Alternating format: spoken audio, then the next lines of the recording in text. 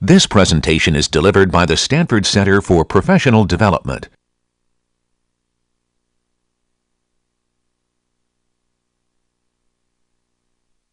Okay, so we're going to finish up our absolute last topic, which is branch and bound methods. These are methods for global optimization. So in global optimization, you have a non-convex problem, but you're going to give up. You're not going to give up globalness. That's not a word, I just made it up. But you're not going to give up globalness, globality. You're going to give up neither globalness nor globality. But you are going to give up speed. So what's going to happen is these are going to be methods that are slow, but they don't lie. They will produce at any point you can stop them, and exactly like a convex optimization method, they will have a lower bound and they will have an upper bound. And they're not approximate, they are correct. And they terminate when the upper bound minus the lower bound gets less than some tolerance, and that's global. So this is a huge field. You can take entire classes on it. So this is just your taste of global optimization, and it's basically just to give you the rough idea of how these things work. There are other methods, but they're all kind of related to this, and then bits and pieces get very sophisticated. And even here, I'll show you where there's lots of room for personal expression in these methods. Right, so, okay. So last time we started talking about this, and the basic idea is this. It's going to rely on two methods in your problem. You're going to parse up the region. You know what? There's actually amplification still on in here, but it's cool. Actually, it's not. But I mean, it can't be that hard to turn off the amplification. Okay. So you're going to have two methods, which over a region of the feasible set, given some description of a subset of the feasible set, will compute a lower bound and an upper bound. The lower bound, of course, that's going to be the sophisticated one. Well, it can be sophisticated. That'll often be computed by a Lagrange relaxation, by a duality, something like that. Oh dear. The pleasures of wow. Now it's. I used to, well, anyway, a long time ago I did rock and roll sound, so I know about it. These are bad monitors anyway. So, okay.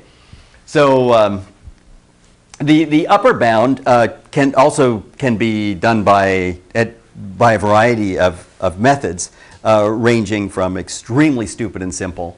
For example, here's an upper bound. If your region is a rectangle, you simply go to the middle of the center of the rectangle and you evaluate the objective there and the constraint functions. If that point is infeasible, you return the upper bound plus infinity, which is valid but not that useful. If it is feasible, you return the objective value at the center of the interval as the upper bound. So that's, they can't get any simpler than that. It's just evaluating the function at the center. You can do other things too, like you can run a local optimization method starting from there, or you can do whatever you like to get a better point. Anything will work. Or in fact, these can have a huge effect on a real method, and would be, if you actually implemented some of this, you would do this. We're not even asking you to do this on your last homework problem. Okay. So this is the basic ideas. You're going to partition the feasible set into convex sets and then find lower and upper bounds for each. So that's the idea, and we'll quit. And we'll actually look at two specific examples of the general idea. And once you've seen these two, which are a bit different from each other, I mean, actually they're kind of the same, you'll figure out how to do this in much more general, in the general case. Because it's really the ideas and not the details that matter here. So here's the way it's going to work. First we'll do we'll just do simply unconstrained non-convex minimization. Actually, it's silly. It could be constrained because you could build right into F the constraints by assigning F the value plus infinity outside the feasible set. Okay, so we're going to optimize over this m-dimensional rectangle to some prescribed accuracy epsilon. It's going to work like this. We're going to have two methods, well, sorry, I'll get to the two methods in a minute, but we're going to define phi min of Q as the global optimum of F, the global minimal value of F over the rectangle. So we're just looking to compute F star. That's what we're actually going to compute here. Okay. So we have we're going to have two upper and lower bound functions. So that's going to be a lower bound function and upper bound function. They must be above and below this minimum value. And they have to be, one attribute they have to have is they have to be tight as the size of the rectangles shrink. That basically even the stupidest method would satisfy this. So, I mean, the simplest lower bound, I mean, extremely bad, would be the following. The simplest upper bound is the value of F at the middle of the rectangle. And the simplest lower bound, by far, is to subtract from that number a Lipschitz constant, the diameter of the rectangle, or the radius of the diameter of the rectangle divided by 2, multiplied by a known Lipschitz constant on F. That does the trick. Now, that stupid one has the property that has this property, that if a rectangle gets small enough, then the gap between these two is less than epsilon. By the way, you could use that as your safety backup lower bound, meaning that you can run a sophisticated lower bound based on convex optimization or something like that, and then use this one if it's better, and that means that it inherits the proof in that case. Such a method would inherit, such an algorithm would inherit the proof, and so you would be safe from the proof police in that case. So if there was a raid and someone said, can you absolutely prove your method works? You'd point to a line of code and say, yes, it does. So that's really the only reason you would do that, by the way, with safety from them.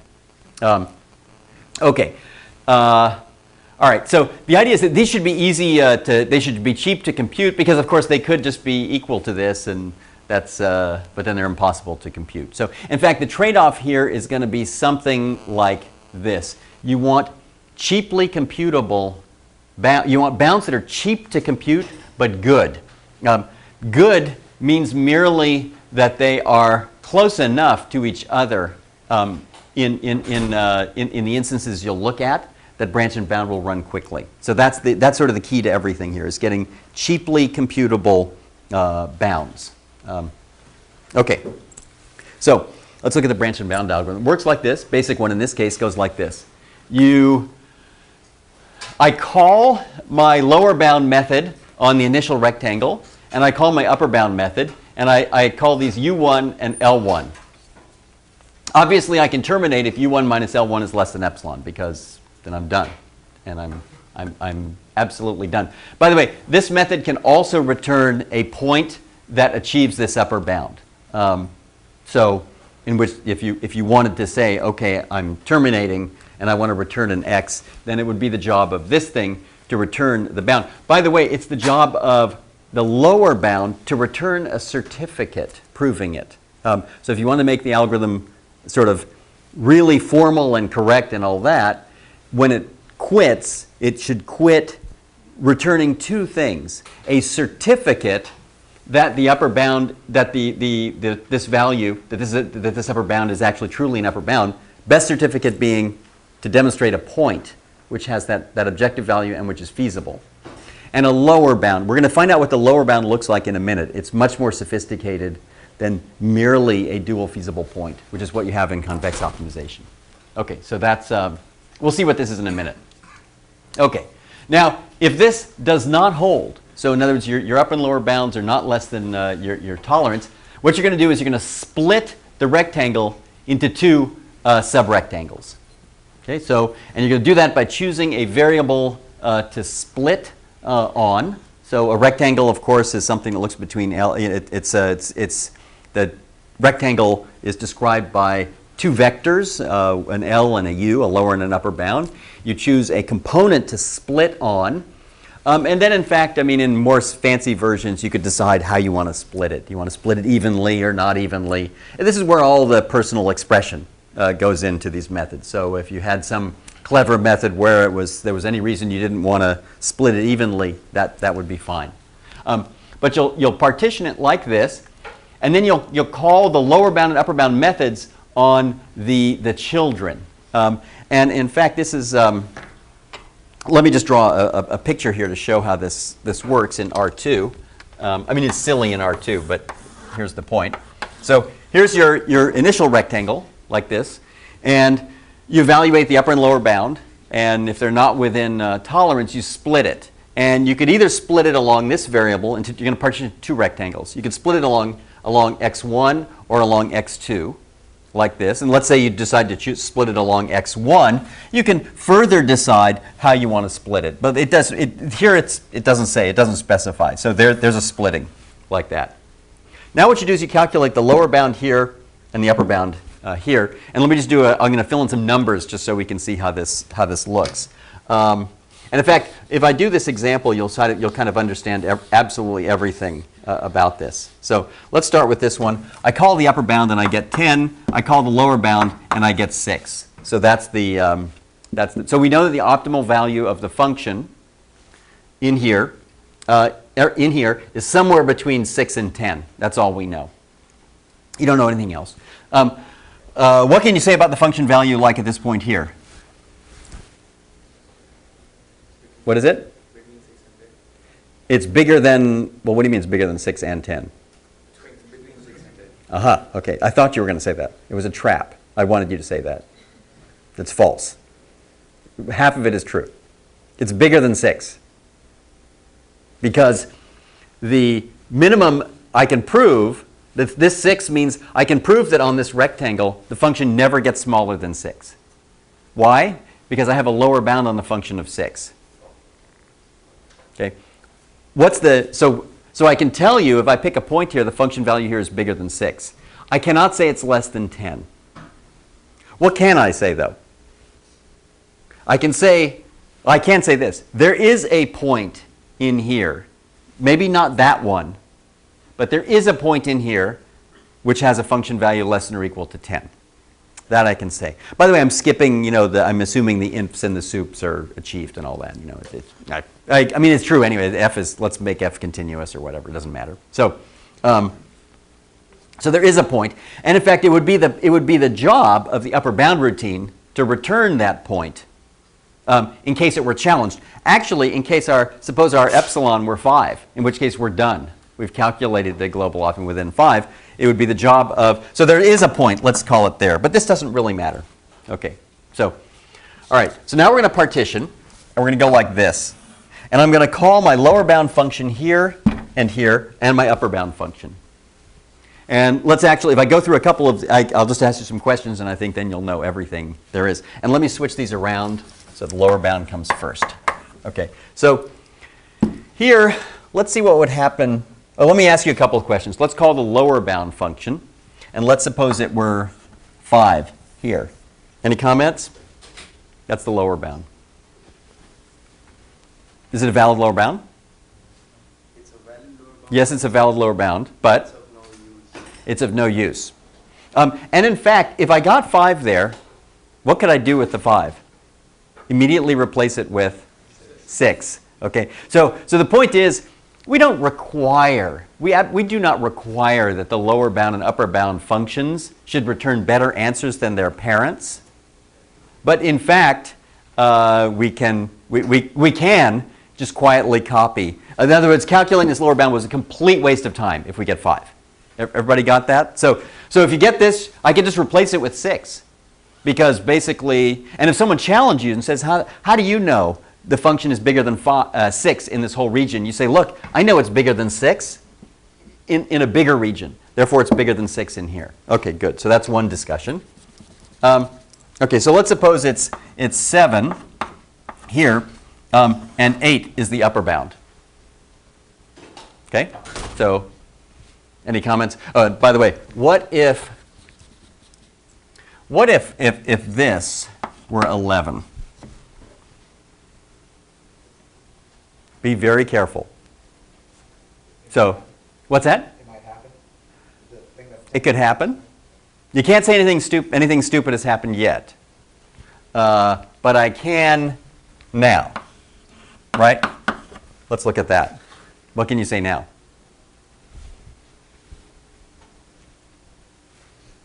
Does it bother you? How much does it bother you?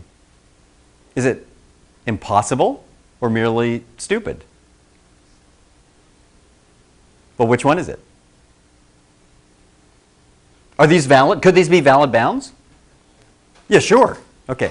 So you can insist on the following: when you call the upper bound method on the children, at least one of them is as good as the upper bound in the parent. Everybody got that? The reason is this: in fact, when you call the upper bound on the parent, you could ask for the location of the point that achieved that number. Then that child, whichever child contains that point, can't have an upper bound that's worse. So this can't be. One of these two can be modified to be 10. Everybody follow? Actually, by the way, it's just once you understand all this, you understand everything. I mean, but you actually really have to think about these things because they're not obvious. They are obvious. Sorry, it's just they're confusing. But you have to draw this picture and then think about it very carefully. All right, let's do one more. How's that? It's fine. Okay. And now let me ask you. Suppose this is what the two children. So you've taken the two children. You've called the lower and upper bound method on both children, and they've returned these bounds. Now I want to know what's the global bound, what's the global lower, what's the new lower bound? What can you say if someone asks you, let's see, in the first iteration you called both of these methods once each, right? Now you've done it 3 times. So you've got 3 times the work invested now. And the question is, what is the new lower bound? What do you know now that you didn't know before? Between 7 and 9. It's between 7 and 9. Okay. Well, hang on. Let's just go very slow. What's the new lower bound? 7. Okay. And the argument, and that's better than it used to be, which was 6. So originally it was 6, meaning that whatever else happened, we knew that the minimum had to be bigger than or equal to 6. Now we know it's bigger than 7, which is the minimum of these two numbers. Right? Because in this region we trust these methods. It says that the function value is never smaller than 7 here, it's never smaller than 8 here. By the way, do you know which side the minimum is going to be in? No, not yet. We're getting there. Okay? No, you don't know. You still don't know. But you know, your new global lower bound is 7. What's your new global upper bound?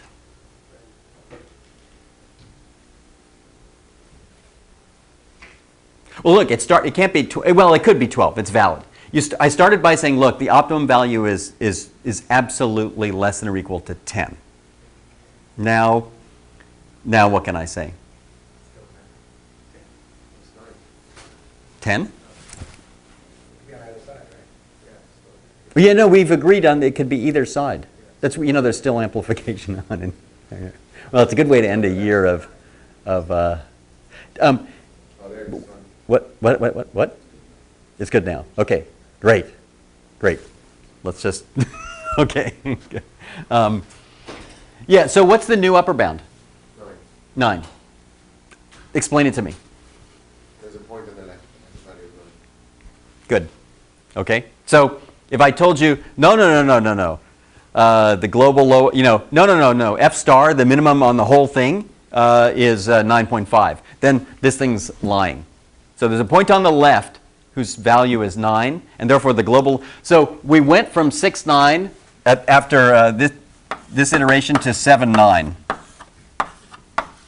So that was that's literally so the interval of ignorance was this, and it went down to this. Everybody got this?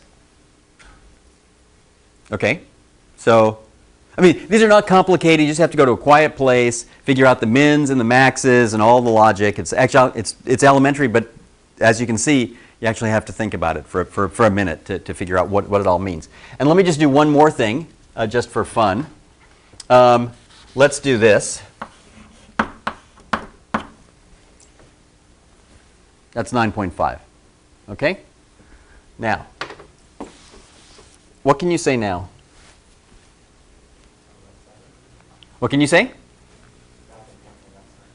The optimal point is on the left side. Okay? And what are the new bounds? 7 and 9. So which is the same we had a moment ago, except we've actually now made an additional statement, which is that the optimal solution must or can lie in the left-hand side. Must. Right? Okay. And what's the argument? What's your argument? How do you argue it? There's a point on the left side that has a value lower than the lower bound on the right.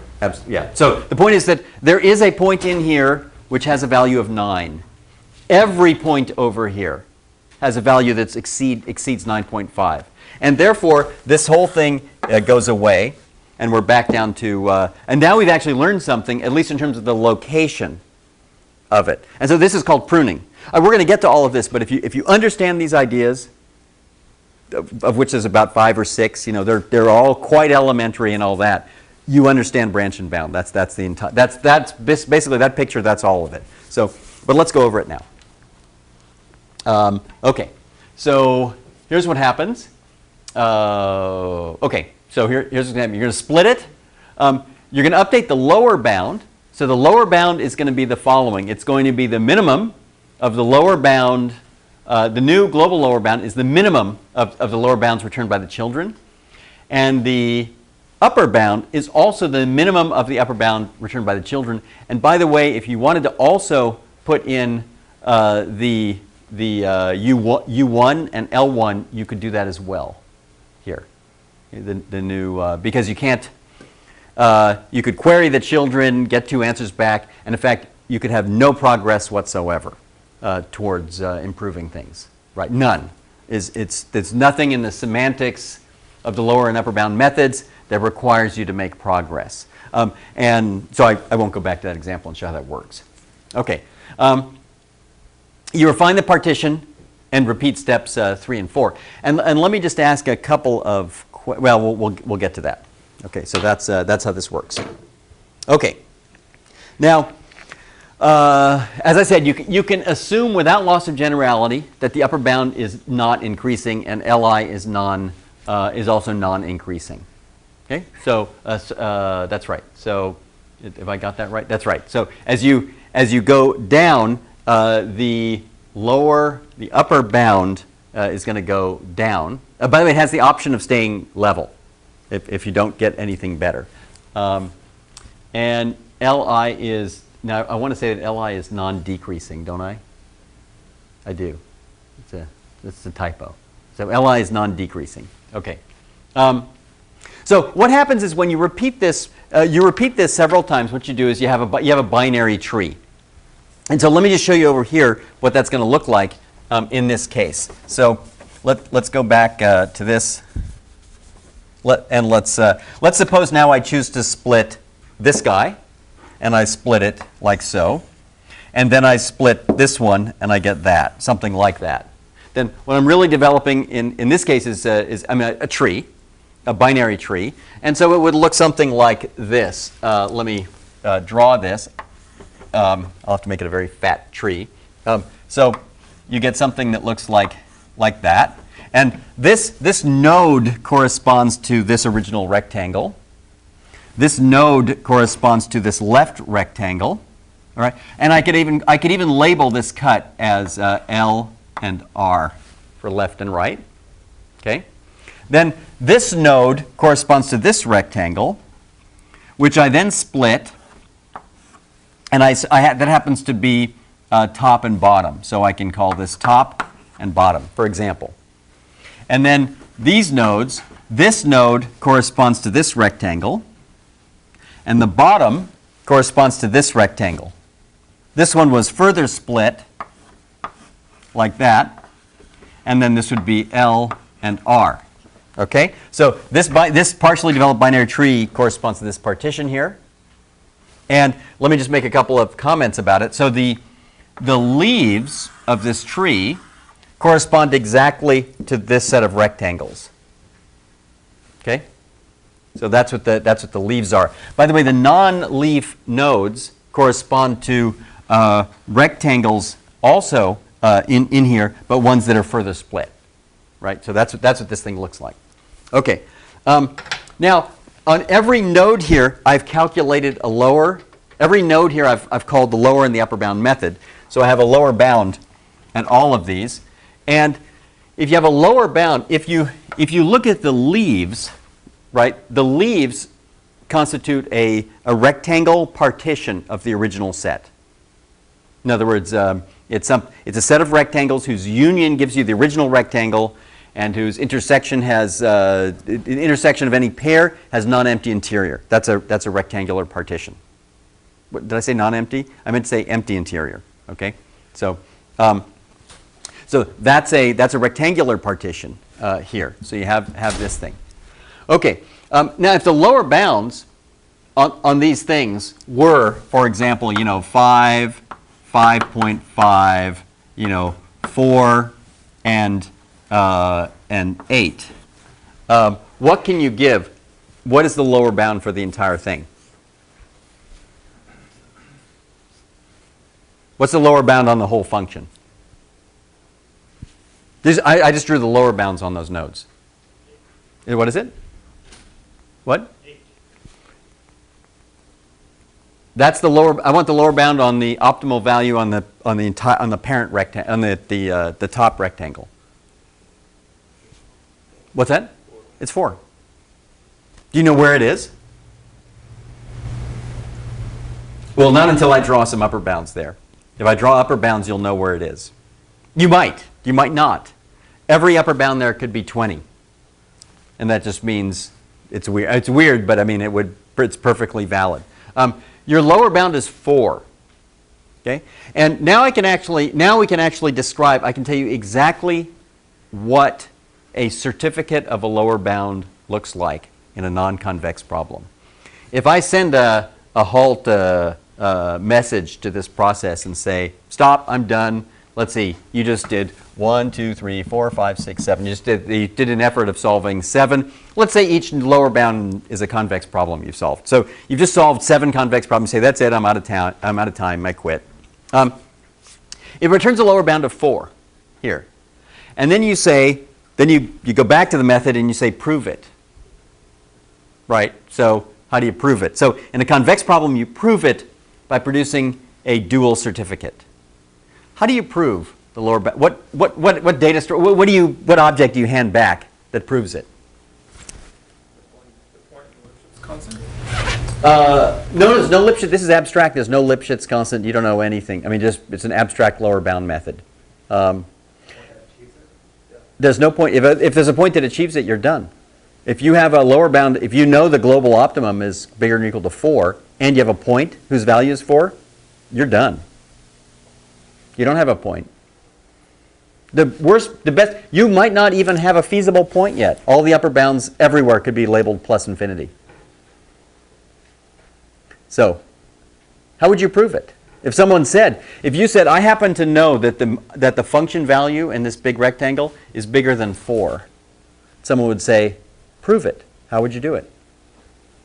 Return all the lower bounds. Okay, but so?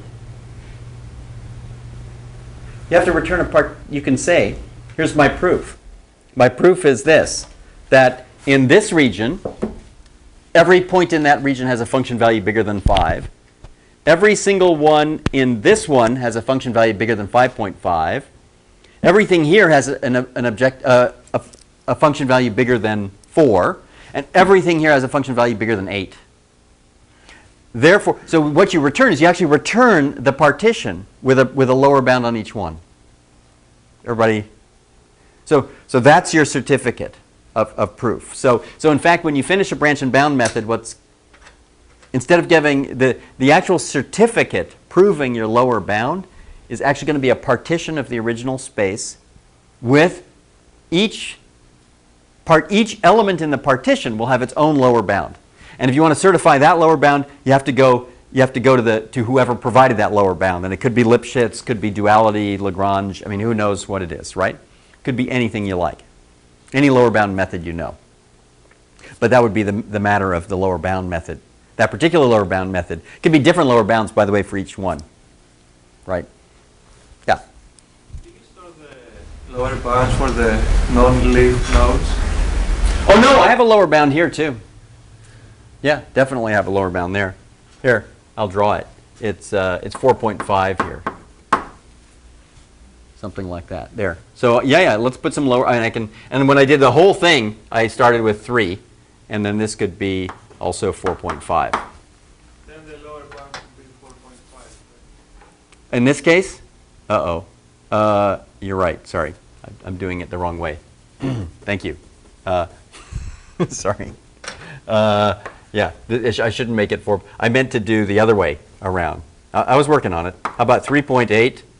And you're going to have to help me on this. 3, how about that? That look reasonable? Okay. Yeah. Yeah, but the way I drew it, it would have been 4.5.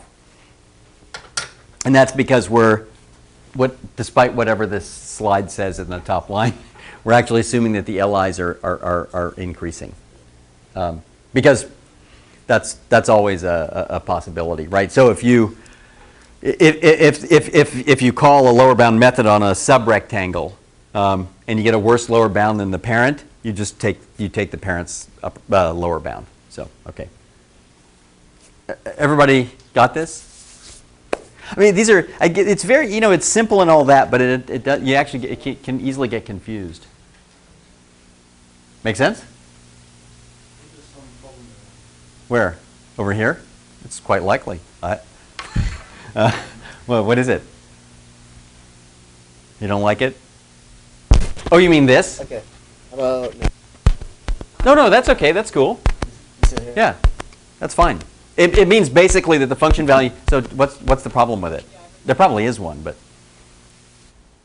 tell me what you don't like about it. You should all be checking this, by the way. It reflects on you. In fact, it reflects on you more than me, because I don't really care. I mean, but imagine what other people will think. They watch this video and they think, you got to watch this. It's like, there's this whole class from Stanford. This guy said something so stupid, it's amazing. And they just sat there happily. So it'll reflect on you more than me. I think it's cool. What do you think? Everybody cool with it? All right. Then we'll move on. Uh-oh. Yeah? Is lower bounds calculated like solving the same kind of problem but just over different regions? Nope. Nope. It's totally abstract. There's actually heterogeneous methods for lower bounds could be being run for each node. Totally different. One could be based on a Lipschitz constant. One could be based on Lagrange duality. You could fire up 4 lower bounding methods on one, for one region, and return to the caller the best of them. One could be like an SDP bound. One could be an SDP relaxation. One a Lagrange dual. I mean, it makes no difference. So, no. And then you have the option. If you get a bunch of lower bounds and you pick the best one, you can also pick the best one of the calling parent, because that's also a stupid lower bound, right? Because if you look at a sub region, it can't have your lower bound. Well, it could be worse, but it's just silly than the caller bound. So, okay. So, did we reach stationarity? I think we're cool. Okay. So, okay. All right. So, let's see. So this is the basic idea. In fact, all we did was we walked through this business here, and then this would go. This actually now would go recursively through the tree, and so in fact, it's the same as saying it's the minimum of all of the leaf nodes. Okay, so by the way, to make this algorithm. To fully specify it, you need a couple of rules. You need to know things like this. Which rectangle do you split? So you have this binary tree. Well, you have a partition. and you can split a rectangle. So that's, you have to choose which one do you, so for example, on the next step, someone says, okay, I give you one more step. You have to split like this guy, you know, this, one of the leaves here, you're going to split. So one of the four. Then when you decide to split a rectangle, you'd have to decide to split it like, you know, along which variable. In the 2D case, you want to split it either vertically or horizontally. But in the m-dimensional case, which I guess this is, you choose which of the m variables you're going to split on. Okay. And you know, it's immediately obvious you can do things like if you had 8 processors.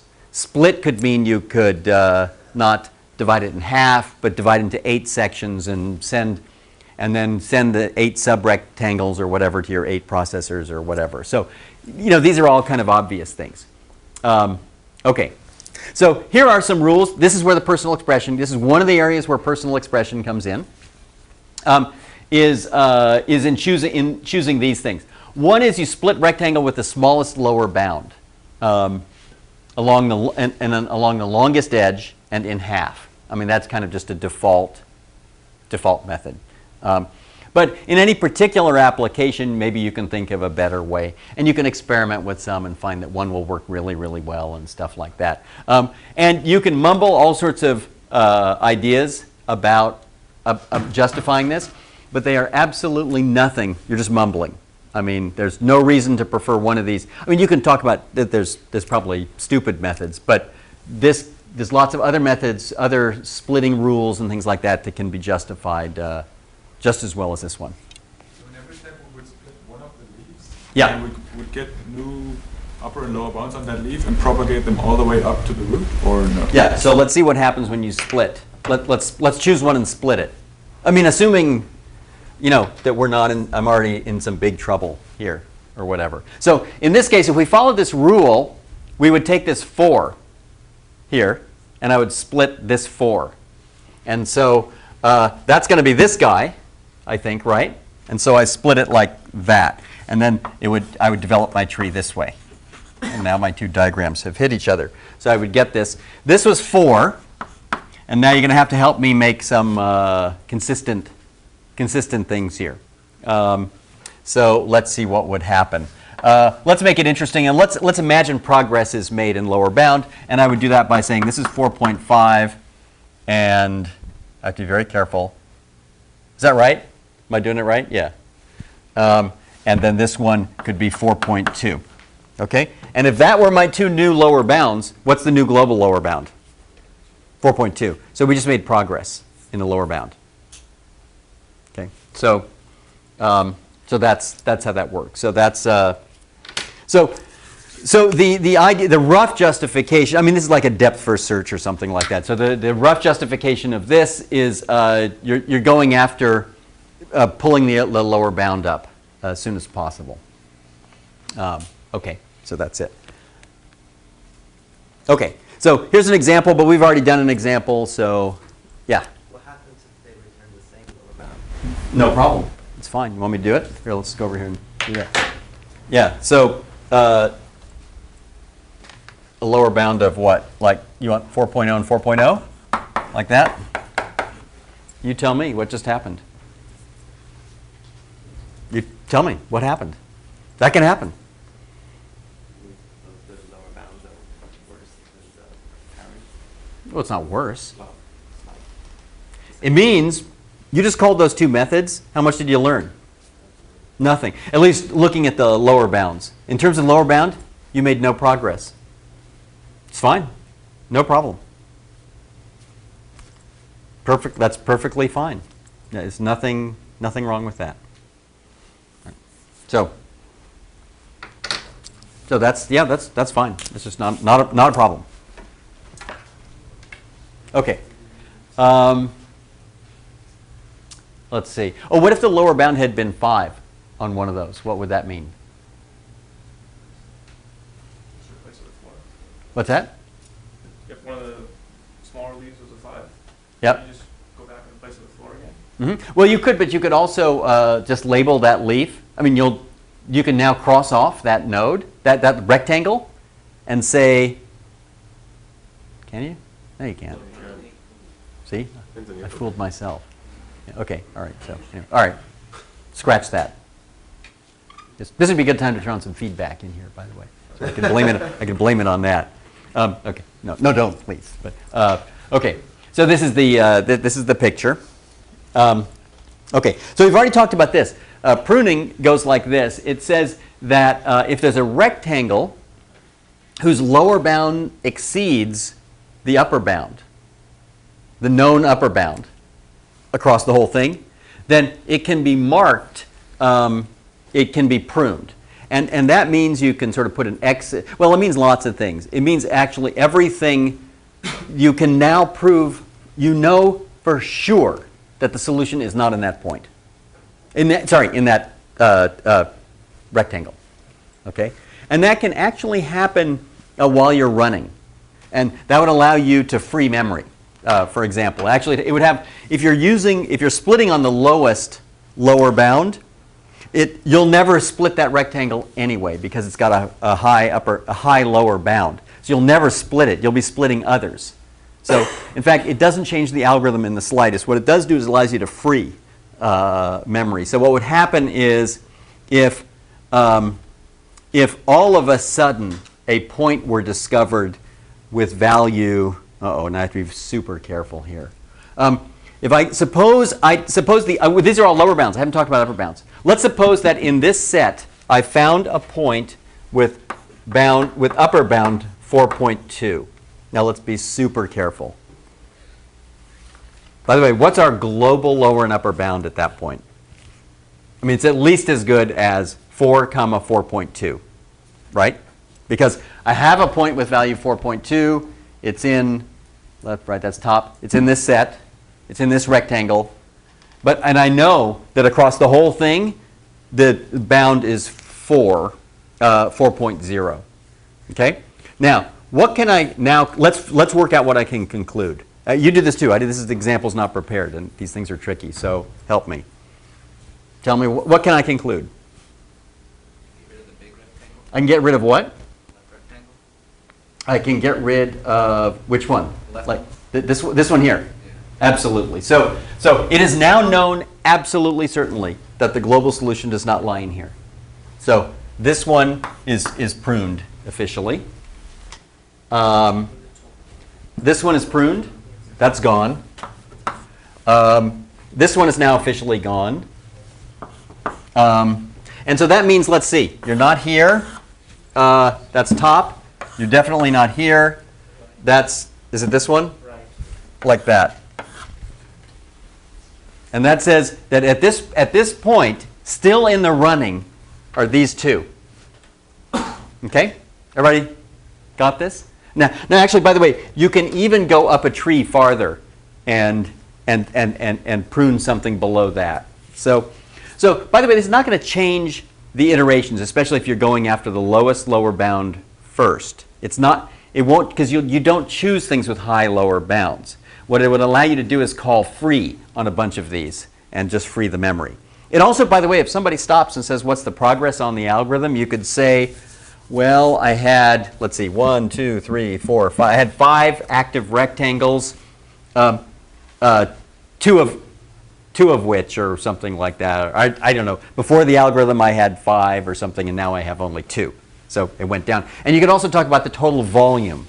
In this case, the total area. So you could actually say, well, actually, you can say something now. You can say the global solution is in this rectangle here.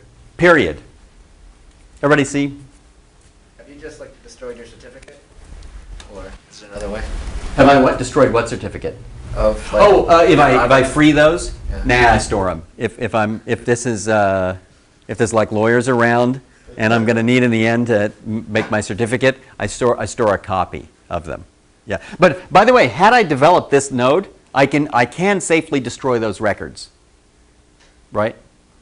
So I can safely destroy the records that went below this, but I have to save that one in case a lawyer asks me to prove when I terminate that the lower bound is bigger than 4, right? So I keep those records, but I can destroy everything below them. So okay. So this is pruning. And like I said, it doesn't affect the algorithm, but it can reduce the storage requirements or whatever. And then you can track the progress algorithm, the total pruned volume or unpruned, and the number of pruned leaves in the partition. So, and that gives you a rough idea of how complex the problem is, right? Because when I terminate and say, okay, I'm done. The lower bound is bigger. The lower bound is 4.11. The upper bound is 4.18. And you stop, and someone says, really, prove the lower bound. If I say, oh yeah, no problem. By the way, it's a convex problem. I give you one dual point, and I'm done, right? Or something like that. If it's a non-convex problem, we go, oh yeah, sure. Let me tell you how I know the lower bound is bigger than 4.18. You say, here is a partition of the original rectangle into 40,346 rectangles, and each one, by the way, I've attached a lower bound for each one. And the minimum of all those numbers is 4.18, and so that's how you would know. That would be the certificate. That actually tells you sort of how complex your function is essentially, and you can actually work that out. I mean, if it's something with a bunch of lower bounds, I mean, sort of minima or something like that, it would have to look something like that. Okay. So let's do the convergence analysis quickly. If you don't prune every time you split a rectangle, you take a leaf, and then you append two children to it. So it's no longer a leaf, but where what had been one leaf is now two. So the number of rectangles after k steps is k. The number of leaves, which is the number of rectangles in the partition, is k. And the total volume of all the rectangles is certainly the volume of the initial rectangle. And that says that the minimum volume of all your rectangles is less than or equal to the initial volume divided by k. It's actually probably a lot smaller, but that's a lower bound. And that would only occur if you split these, I mean, you could get a much, much better lower bound. If you're actually splitting things in half, so the volume's going down by a factor of 2, you could probably, there'd be a log in there or something like that. But it doesn't matter. I mean, that would be, this is good enough. And what that says, because this is going to be a really, crappy proof. It's just going to basically say it works, and not much more. Because actually there's no point investing in having a fancy proof that gets a better complexity result, because they're all going to be terrible. They're all going to be exponential in the end. So it really hardly matters then who has the best exponential bound. So this says the following. After you've done a large number of iterations, there's at least one rectangle with small volume. Now, we're going to show that small volume implies small size. Now, of course, in general, that's completely false, right? If you keep splitting a rectangle, just in R2, if you keep splitting a rectangle, vertically, then it'll have small volume eventually, and its diameter will still be the same. So you have to, we'll see that there has to be something in your selection rule which controls for that. Now, if you have a rectangle that has small diameter, then by definition, by our assumption, it says that the bounds there are small. Okay? Now, that's interesting because when you picked that rectangle, L was the leading candidate, was the lower bound. And if that was the global lower bound when you picked it, and you got a U that's close to it, that meant that your global upper bound is very close to your global upper bound, and that means that UK minus LK is small. So that's how that proof is gonna go. And these all require little bits and pieces of the assumptions there. We'll see. Okay.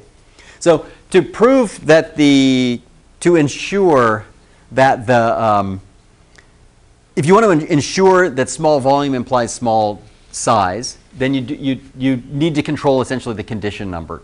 And the condition number is, for a rectangle, it's easy. It's just the longest edge divided by the shortest edge. And what you need is the following. If your splitting rule is you split along the longest edge, then you're absolutely guaranteed that the condition number of the new rectangle is less than the condition number of the previous one and 2. Now, there's many other rules that would satisfy this, and it really hardly matters because these are not, in some ways, these algorithms are in the worst case, they're extremely slow. So it's not interesting that they converge. Of course they converge. I mean, unless you do something stupid, they converge. And you generally can't prove that they converge faster than exponentially. So I'm not exactly sure why. I mean, maybe this is just enumerating some of the intensely stupid things you could do to make this not work. But okay, so and let me just explain this because it's not totally obvious, but it's actually true. It's this: if I have a rectangle, let's take a rectangle like that. What's the condition number on that? Just roughly. What's the condition number? 4. Fine. And if I split along the longest edge like this, what's the condition? The maximum condition number of the children? 2. So I made progress. My condition number went down. Everybody? Okay. Now the question is, can you split a rectangle and have the condition number go up? Yes. Yeah, like what? Like you split this. Split what? What you had horizontally. No, I'm sorry. Yes, sorry, I meant to say this. Can you split a rectangle along its longest edge and have the condition number go up? Yeah. Could you? Square. Yeah, let's take a square. What's the condition number on that? 1. Let's split it along, and let's say that this edge is 1.0001. Okay, so that's the longest. I split. What's the condition number on the children? 2. Okay, so the condition number can go up when you split along the longest edge. However, it can't go more than 2. So you'd have to argue that this is the worst thing that can happen, and that's not too hard to do, but it's true. Okay, so it says when you split a rectangle along its longest edge, the following is true: the condition number is less than or equal to the maximum of the condition number of the rectangle you split, comma 2. And the 2 would be achieved if the condition number of the parent had been 1, which is to say it was a cube. Everything cool on that? I mean, I didn't show it, but it's like arithmetic, so that's what that is. Okay? So that says that if you use a longest edge splitting rule, the condition number will never be worse than the initial condition number, and the max of that and 2. So period. There's lots of others. It doesn't. The only thing you can't do is you can't keep splitting in the same direction or something like that, so that the volume goes to 0 and the longest edge. So every now and then you have to split against the longest edge or something like that. I mean, it doesn't matter. If you bound the condition number, you can bound, then you're done because you can bound the diameter. So you would have this. I mean, the volume is this thing, and that's bigger than or equal to. I can assume the worst thing would be, the smallest it could possibly be would be to have one of these things have the max and all the others be at the min. That's this thing. And so you can bound this by condition numbers. Hardly surprising. And so this tells you that if the condition number is bounded, which it is if we use a longest edge splitting rule, then it says that the size of Q is small. And so that actually finishes it. That's done. So that's the whole proof now. And there's a few things I didn't show. Oh, no, this not. I didn't formally show that when you split a rectangle, its condition number is no worse than the parent, or 2, whichever is the worst of those 2. So that's all. So that's it. Okay. So that is that's branch and bound. We're going to look at one more example of it, just a different flavor. Exact same ideas. This will be more specific about it. So it's going to be mixed Boolean convex problems. These come up all the time. So it's a problem that looks like this. You minimize a function, and we're actually going to assume that these functions are all convex in both x and z. Now, a little bit weird here because these functions don't actually have to be defined for the z's except Boolean z's, right? So, and in fact, if they're not defined for those, you have to extend the functions fi to make sense when the z's are in between, okay? And there's actually many ways to do that, but that has to be done. So, okay, the x is called the continuous variable and the z is called the Boolean variable. By the way, it could be a problem with just Boolean variables. By the way, if there's no Boolean variables, that's called a convex problem, and we can solve it very, very effectively. And what happens is this: if you commit to the Boolean variables here, So in other words, if I've got 10 of them and I commit to them, I take one of the 1024 patterns of Booleans, this problem becomes convex in the x's and therefore is easy to solve. So by the way, if n here is 10, then you can always solve this problem by just taking all 1024 variations on patterns, bit patterns on Z, solving those convex problems, right? Okay. So that's the brute force method, is you simply evaluate, you simply solve this problem for all 2 to the n values of Z. And if Z is less than 10, or these are small problems and you have a lot of friends with idle machines, and you know how to distribute jobs on different machines or something, that can work fine. And provided n is like small, like less than 20 or something like that. That'll work fine. But we'll see what that corresponds to. By the way, the partition of the feasible set is actually going to be a discrete partition, and it depends on the values of Z. Okay, branch and bound. If you run branch and bound on this, what's going to happen is, in the worst case, you're going to end up enumerating stuff anyway. So there's no, and it's not hard to create problems where that's exactly what will happen, except with more overhead than just writing a bunch of for loops that goes through and tries every value, because you maintain some big tree, and the tree just fills up. You make a full binary tree, and then you are exactly the same as if you just filled it initially or something like that. But the idea is that it'll work much better, and it generally does. So in this case, we can talk very specifically about how to find a convex relaxation. The simplest one by far is the linear relaxation. So you take Z, which had been in the set squiggly, left bracket 0, 1, and now you make it in the interval square bracket 0, 1. That's the interval here.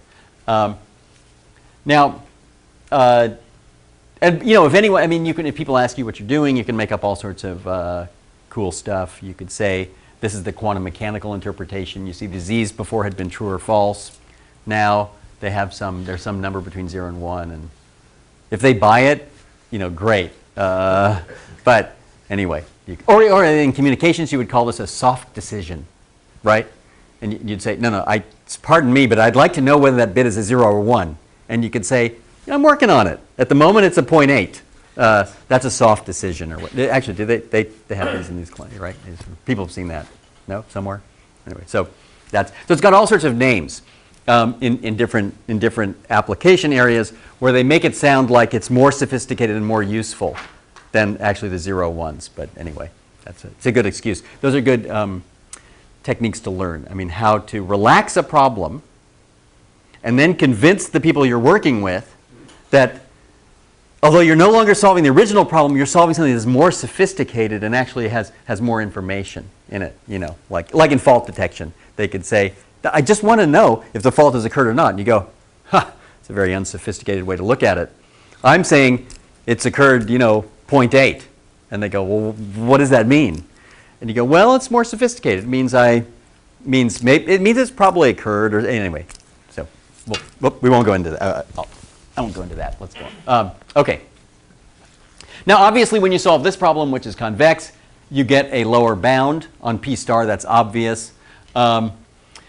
And you can get plus infinity. That's actually a very, very nice lower bound, because that means that the original problem is infeasible. Now, by the way, how would you get an upper bound? How would you get an upper bound for a problem like this? Test any of the combinations, right? Yeah, you can test any, right? By the way, how would you get it, though? Tell me some practical methods for this thing. Well, here we can look at this several ways, but I'll go over some of them. But here's one. The simplest method by far would be to round each relaxed Boolean variable to 0 or 1. Okay? Which, by the way, could destroy feasibility, at which point your upper bound is plus infinity. Okay? Another option is you could round them, and then once you've rounded them, go back and solve for x's. That can only make things better. You could, for example, restore feasibility, reduce the objective value. Okay? That's your other option. You could use a randomized method. I mean, this is, you would generate a random zi in 0, 1 with probability equal to this relaxed value. So now the 0.8, the soft decision makes sense. So you generate random ones and try this and so on. Let's see. I could say, let me say one more thing, probably more useful in practice than a randomized method, which, however, will impress people. So I recommend it on that end for that reason. But there's actually a much better way to do this. What you can do is you can do a local optimization. So once, assuming you have a feasible Boolean point, you simply cycle through the z's. You flip each bit. So if z17 is 1, you flip it to 0, and then see if actually things got better. If it got better, you keep it. So I mean, you're just talking about you do some really greedy algorithm for this. Can only improve your upper bound. Can't make it worse. So by the way, methods like that often work real. I mean, just basically in general, convex relaxations followed by the stupidest local optimization methods you can think of, the stupidest, greediest methods, work shockingly. I mean, just shockingly well. So that's actually a good way to get a good upper bound. Okay. How do you branch? That's easy. You pick an index k to branch on, and you do the following. You pick index k, and you split your problems into two. One where zk is 0, and one where zk is 1. Okay? And you relax. How do you get the lower bound and upper bounds on the thing? The lower bound, you relax these, you get a lower bound here. You relax these, you get a lower bound here. Upper bound, you can do however you like. You can round the relaxation followed by a local optimization. That's going to work very well. Okay. So these are just Boolean convex problems with n-1 Boolean variables, because you could eliminate the chosen variable if you like. And you get exactly the same thing as before. So you can just run branch and bound. How do you get the new lower bound? I mean, this is the same as before, so I'm not even going to go into it because it's kind of obvious. You get these new lower bounds. So here's the branch and bound algorithm for a mixed convex Boolean problem. You do the following. You just form this binary tree. You're splitting, relaxing, and calculating bounds on the subproblems. So each node is labeled when you split the binary tree. The edges are labeled by a certain Boolean variable either equal to 0 or 1. Those are, say, the left and the right sides in the tree. And so actually a node is very interesting. A node in the tree is very interesting in that case. So in that case, this is the wrong picture. And in this case, it would look something like this.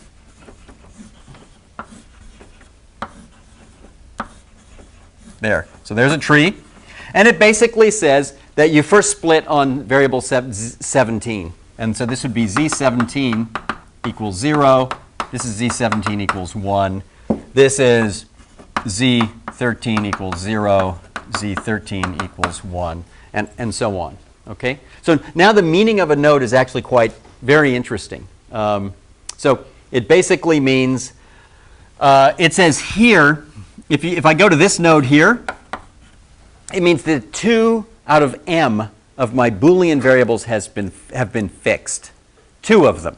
And they've been fixed to the values 1 and 1 because I took this thing. Here they're fixed to the values 1 and 0 here. And then below this.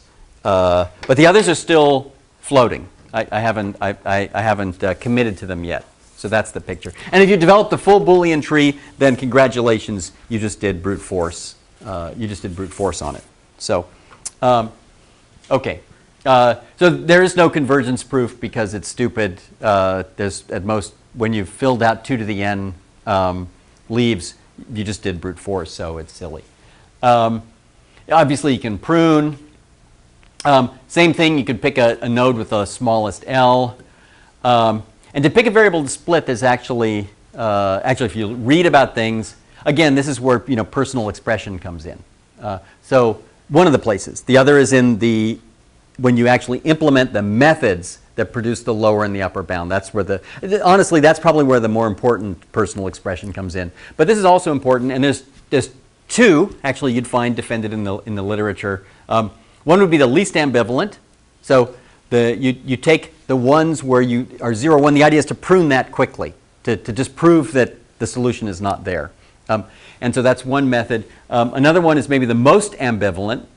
And here's what you do is you choose the value of k for which zk star minus a half is minimum. If by the way, you get to, well, what does it mean if you get to a node and the lower and upper bounds are equal?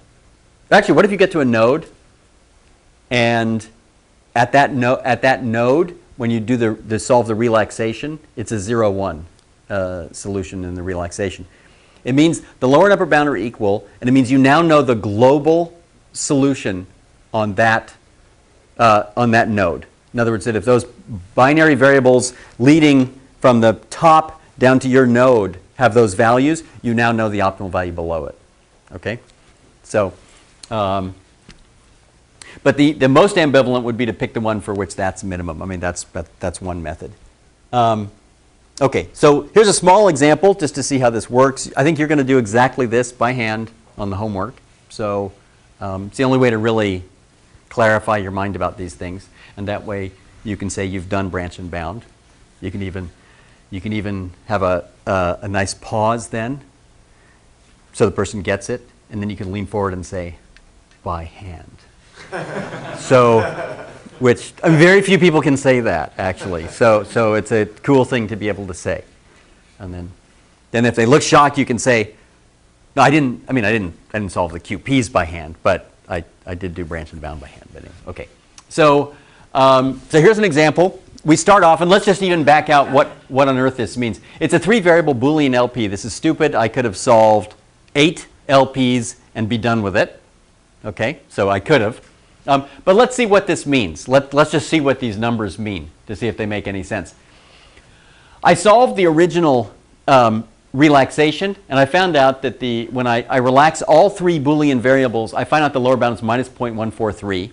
What's the infinity mean? Infeasibility. What was infeasible? When Z1 was 1, the problem. No, it is infinity. What does that mean? It has a meaning.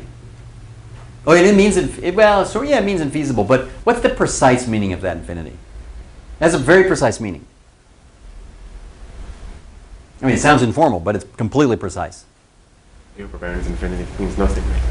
It means that whatever upper bound method I used, rounding, whatever, couldn't have been that great actually, but whatever upper bound method I used, it did not produce a feasible point. In which case, the upper bound remains plus infinity. By the way, it couldn't have been a very good upper bound because there's only 8, and it doesn't matter. But so the point is, if it could have been just I rounded the relaxed solution, evaluated, violated constraints, returned plus infinity. I split on Z1, and I got here's 0 and 1. I got infinity. And by the way, what does this mean? That means something too.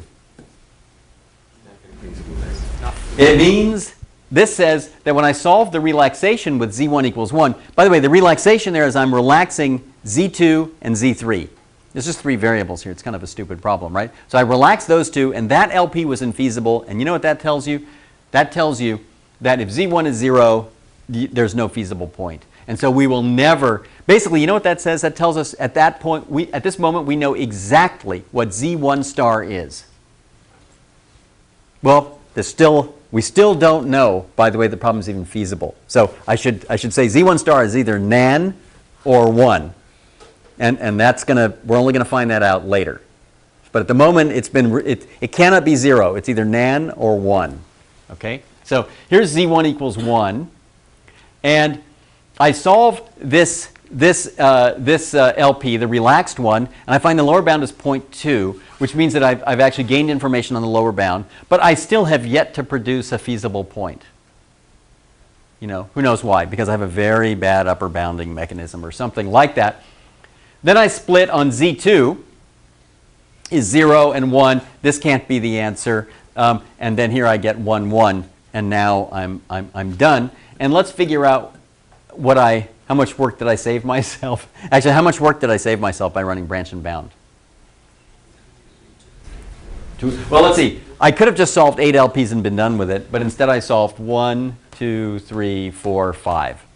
Okay, so I don't know. I cut it by a factor of 2. I mean, it's a stupid example, right? But that's not a significant one. But okay, we'll see significant ones.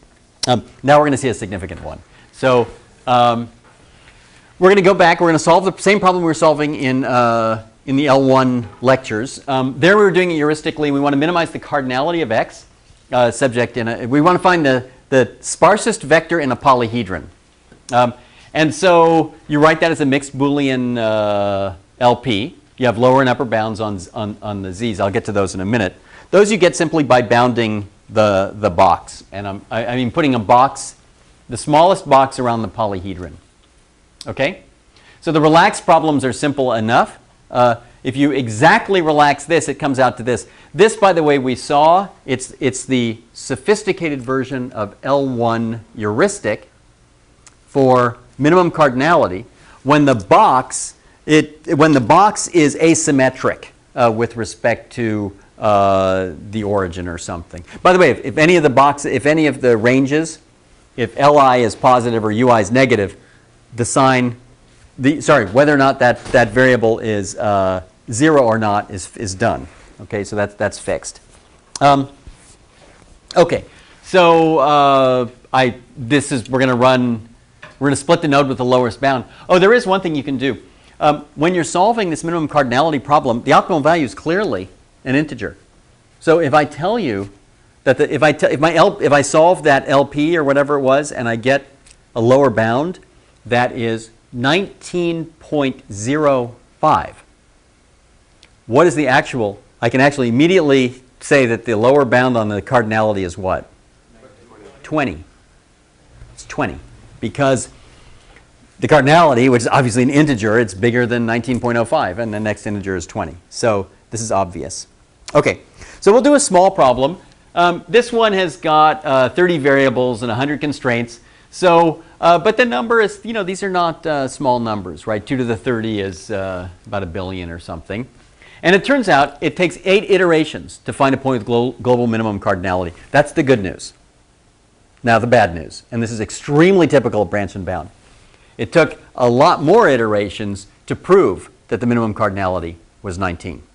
And by the way, these numbers get even more crazy when you put in a sophisticated local search, because then basically it's very typical. You find it in 6 iterations or something like that, very fast, and then 80,000 iterations later, you've now proved that the point you found on the 6th iteration is actually like 5% suboptimal or whatever your thing is. Okay, so this took 309 LP solves. That's including the 60 to calculate the lower and upper bounds. So these were actually just done by Jacob, and actually all the Python code is on. You do not want to write this in MATLAB. That would be a joke. Well, not a joke. It wouldn't be funny at all for you. For you, it would be funny for other people, but not for you. Here's what the tree looks like at various points. This is kind of what it looks like. And by the way, when it finally returns and says it's 19, and someone says, how or whatever it is, it wasn't 19. Whatever the minimum cardinality is, 30 something. Is it 19? Minimum cardinality is 19. It basically says, look, how can you prove this? You would say something like this. You'd have to return this thing. Actually, you'll see what you'd have to return, the certificate proving it. This just shows the global upper and lower bounds. The dash one shows the true upper bound. You can see it starts at 12 and ends up here at 18 in 60 steps or something. And then you can't see it, but it terminates right there when this thing goes up and you're done. So that's sort of the picture. And you might, by the way, this kind of puts it all in perspective. It basically says that these L1 heuristics are awfully good, right? Because you produced a point with the cardinality 21, and the global minimum was 19. By the way, had you done an iterated L1 or a local search here, you almost certainly would have got a point with cardinality 20, and you would have got it just in a handful of LP solves. But it took a whole lot more effort to prove it. So this is very common. This shows sort of the portion of non-pruned values out of the 2 to the 30. This shows you the fraction. And I mean, it's just something to kind of look at and see how progress goes. And the number of active leaves in the tree, I guess it terminates at 50 something or other. So what that says is that if someone says, prove that the minimum cardinality is 19, then the way you do it is you'd say, not a problem. Here is an X with 19 non-zeros that satisfies the inequality. And they go, fine. That means it's no more than 19. How do you know there's not a point with 18 non-zeros? And you'd say, no problem. And you would return this data structure, which is a tree, with 50 some odd, 53 different, a tree with 53 nodes, which is a partition of the space. And on each one of those, you would have solved this convex problem. You'd have left the evidence or the certificate for that there, and you'd say, there you go. There's your proof. So your certificate is a complicated object in this case. Okay. This is a larger example. I'm just going to zoom through it because we're out of time. But and this is just in the interest of intellectual honesty, just to show that if you try to solve larger problems, by the way, these are problems with just not many variables, right? Convex problems with 50 variables are a joke. As you know, you can solve a convex problem with 50 variables and 100 constraints. What are the units? Okay, milliseconds, I'll accept that. At the way small end of milliseconds. I'm going for microseconds on that one, but no problem. By the way, thank you for saying that on the last day of a year. That makes me very happy. But the point is here, the minute you go to these non-convex problems, even like 50 variables, 100 variables, these are now very large. These are large numbers. Now, you can be lucky, of course, and solve gigantic problems. Again, if the gods of global optimization and branch and bound are smiling on you, you can actually solve very large problems, but you better understand it's only by luck or something like that that happened. So I think I won't go into this. And there's a huge problem, and this problem is great because at least it sets the record honestly. So this was run 5,000 iterations, and at that point, here's what you know about the global solution. It is between something like 135 and 180 or something like that. And this is really the way this is kind of how this is when it fails. This is what it fails like. This is the way it looks. Notice how much better your point was with all that effort. And this picture would be a very good endorsement of these L1 methods as heuristics. This is why it's better off saying, no, I'm vague about sparsity. I don't really need the absolute sparsest, in which case you're way better off right down here. So we are out of time. You're going to hear another communication from us about the exact, we'll set the time, and we'll probably give you the poster format for Monday. And maybe we'll see you tomorrow, and then maybe definitely Monday. So and I have one more thing I have to say. I have to thank the TAs very much for creating all the new lectures. One very important thing, someone not here, but who has helped enormously in the last two classes, is Michael Grant. So some of you know this by saying something doesn't work and having the build number increment because of you. Literally within an hour. So we all owe a huge debt of gratitude to Michael Grant, who I'm not even going to tell. He'll never even find out. Somebody will point him to this part of the lecture, and then he'll hear about it. So, okay. Well, thanks, and we'll see you Monday.